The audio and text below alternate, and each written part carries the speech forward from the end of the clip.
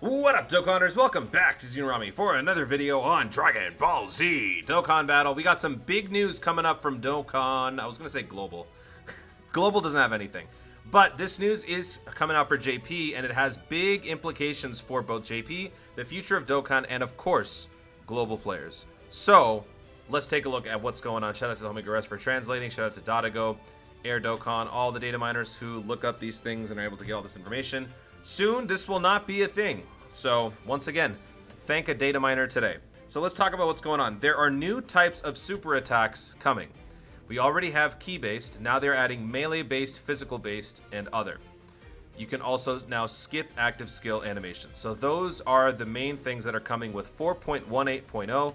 This new update is going to be dropping on JP in the 21st, or on the 21st, I should say, of June. And I heard that this could potentially be around the time that Safety Net is going to be dropping as well. I don't want to say who said it or anything like that, but I've heard grumblings that Safety Net is imminent, and it's just around the corner. So for those of you who are emulating or whatnot using bots, you all know you got to get ready. Get ready to move. Get ready to do this mass exodus and get out of there and, you know, figure out how you're going to be playing this game moving forward. Now, let's talk about what this means, because right off the bat, the first thing that I took away from this was skip.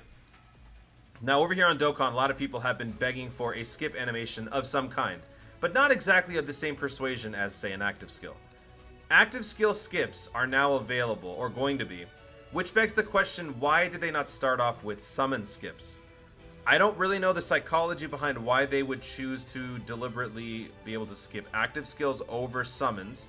Perhaps there's some theory that if you're in the summoning scape longer, for whatever reason, you're more inclined to summon more. I don't know.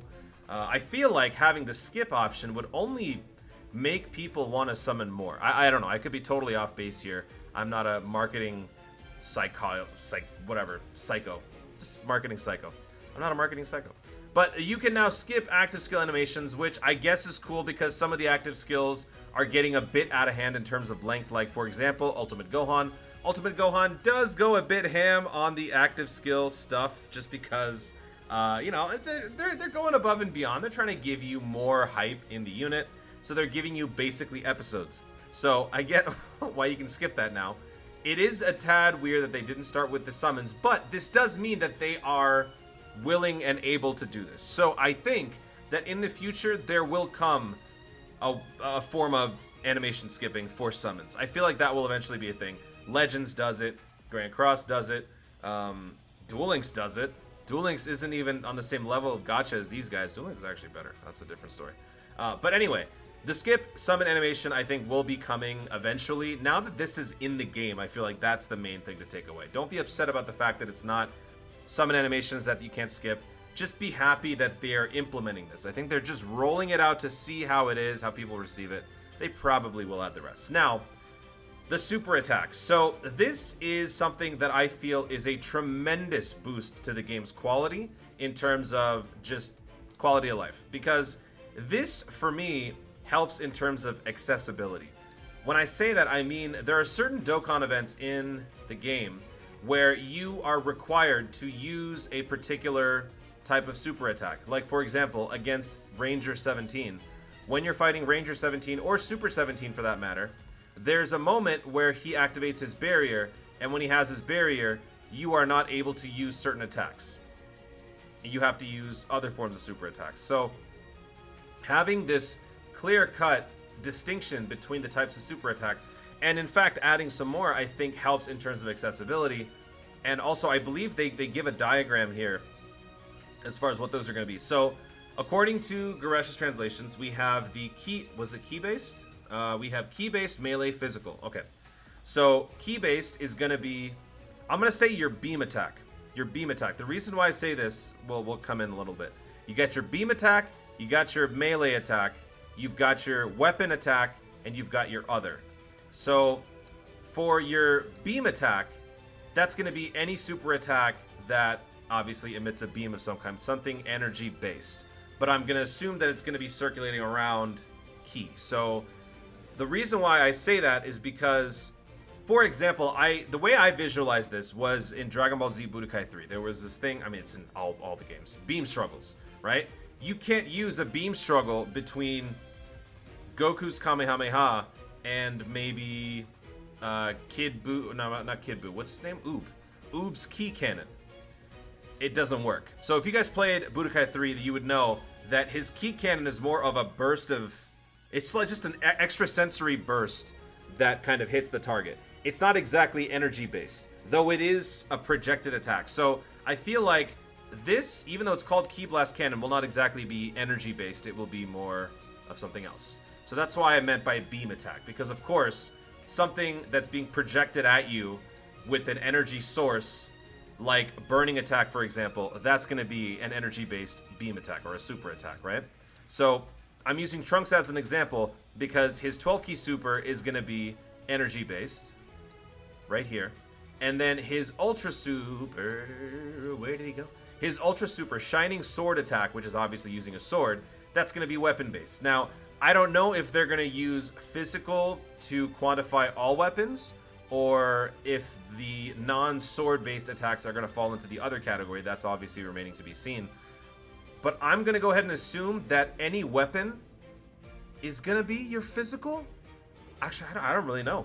I don't know. Because there are actually a number of weapons that characters use in the game. I was trying to quickly come up with some ideas before I jumped into this video, and I came up with a couple. So guys, let me know in the comments if you think of any yourself. So one such physical attack or weapon-based attack will be obviously Trunks' sword, Janemba. Does Deborah use a sword? I know King Cole does. Yeah. So here are some other ones. Obviously Launch, not using a sword, but using a weapon. So could this be a physical attack based on the nomenclature that they provide here? Or is this going to be an other super attack? I don't know. I feel like this would be weapon-based, but like I said, my definition could be totally wrong. We got another one.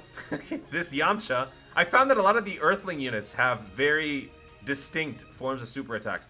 This super attack, most of you may not know this. You shouldn't, in fact. This guy hits you with a baseball. Obviously, based on the look, right? He chucks a baseball at you. Well, no, he doesn't chuck it. He hits it at you. That's not a beam attack. That's not energy-based. Technically, it's not really a weapon in terms of, you know, the Trunks guy, because Trunks isn't exactly chucking a sword at you. He's slicing you with it. If this guy's beating you to death with a bat, then maybe. But, you know, this is a very unique type of a super attack, so this would either fall under other or perhaps physical because it falls into the weapon category. Then we've got Cell.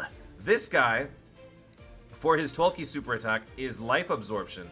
That's not exactly a beam, which it's not. It's not really a melee attack. It's more like he's taking your essence. So, like, you know, it comes down to the semantics of it all. And it's actually kind of an interesting and thought-provoking topic. So, guys, let me know in the comments, what sort of units do you think would fall under these categories? Assuming for this video, we're going to go with energy-based.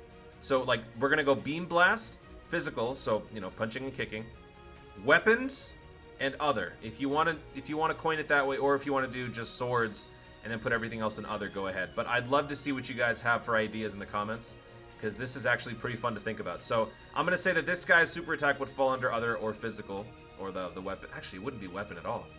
This would definitely be other. Like, right? There's no way. This is other. A couple more. This guy, the Herculean Buu. So the reason why I bring this one up is because for his super attack, he's not exactly hurting you. He just punches you a couple of times and then ends with his fist in your face, but it's not supposed to do any real damage. I don't know if that's going to quantify as a melee attack or if that's going to be something under the other. I'm not sure. And like I mentioned, the Ki Cannon for the Oob. The last one was Evil Containment Wave. That was the last one that I could think of on the spot. Evil Containment Wave doesn't really contain any blasts. You're not punching the guy. You're sealing him in an item. Does that item act as a weapon? Does this count as an other? I don't know, but food for thought, right? So that's pretty interesting. Let me know what you guys think, again, in the comments about what kind of super attacks we could see here. But overall, this is a small update, but a good one. I know I have not been doing much global content. I'm going to be honest with you, I simply just don't want to, because there's nothing that I really want to do in Dokkan right now.